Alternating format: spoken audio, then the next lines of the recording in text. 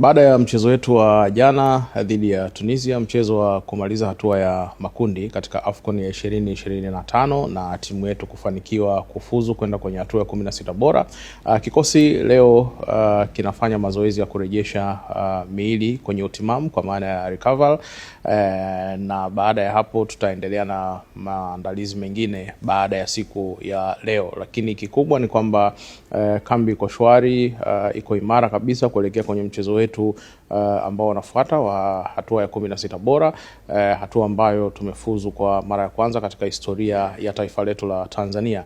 Kwa hiyo bado tunaendelea kufanya maandalizi ya kuhakikisha kwamba tunaendelea kufanya vizuri katika kila mchezo ambao unakuja mbele yetu. Niseme hongera kwetu sote wa Tanzania, hongera kwa kila mmoja, hongera kwa kufika kwenye hatua hii ya 16 bora, na sisi ambao tuko huku tunaendelea kupambana kuhakikisha kwamba kila kitu kinakwenda sawa. Asante kwa wote ambao wamekuwa na ushirikiano mkubwa sana katika kabla ya kufika kwenye mashindano yenyewe, kwa maana ya maandalizi, kabla ya maandalizi mpaka kwenye mashindano husika. Lakini pia tunashukuru serikali ambayo imekuwa bega kwa bega na sisi tokea hatua za huko awali, kuanzia kwenye kufuzu, kwenye maandalizi ya kuja kwenye AFCON mpaka kwenye AFCON kwenyewe, bado wanaendelea kuwa karibu, kuwa bega kwa bega na sisi. Hilo ni jambo kubwa sana.